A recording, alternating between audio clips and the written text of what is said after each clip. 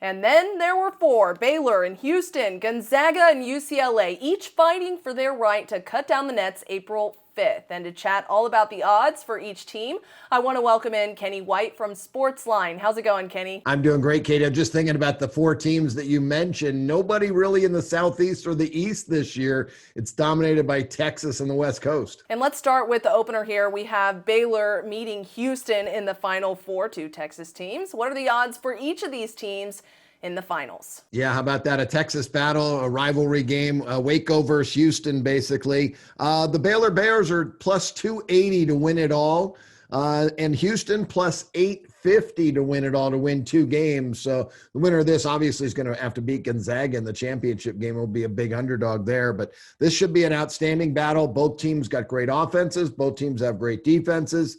And as I said, being a Texas rivalry game, wow, it's going to be a fun one to watch. And are there any interesting betting angles or trends that you're seeing for this Texas rivalry? The Big 12 hasn't done well in the Final Fours of late. The last 5 times they've been there, they're 1-4 ATS. So that may lend to taking the points with Houston in this one and being a close game. And then let's go on to the nightcap, Zag versus UCLA. The Bulldogs are the 1 seed overall, very dominating force in this tournament, but the Bruins are making a convincing argument for their chances. So what do the odds makers think here? Yeah, there's a big favorite here. The Gonzaga 14-point favorite in this game.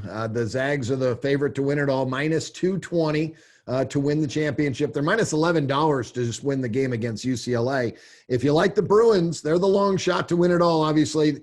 20-1 right now. This is a team that lost their last 3 regular season games and lost their only Pac-12 conference tournament games. They lost 4 in a row, and they were down 5 points late in the game to Michigan State in a play-in, sent it to overtime, won the game, and here they are in the Final Four. They are the real Cinderella story. And are there any interesting betting angles or trends that you're seeing for this game? Favorites, 4 or greater that scored 80 or more points in the Elite Eight, that would be Gonzaga. They scored 85, are just 2-10 ATS in this round. And then teams that hold their opponent or scored 65 or less in the Elite Eight are 8-2-1 ATS. So teams that score low in the Elite Eight and get in do well. Teams that score a lot of points in the Elite Eight and go to the Final Four, they don't do as well covering the point spread. So I like UCLA plus 14. This is it. This is the game of the year for UCLA, and they have nothing to lose. They're playing with house money here.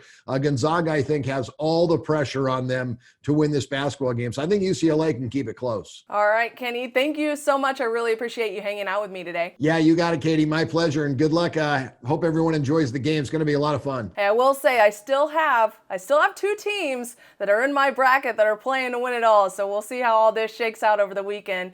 And you can read even more sports betting news surrounding the Final Four over on SportsLine. Tip-off for the Houston Cougars and the Baylor Bears is set for 5:14 p.m. Eastern.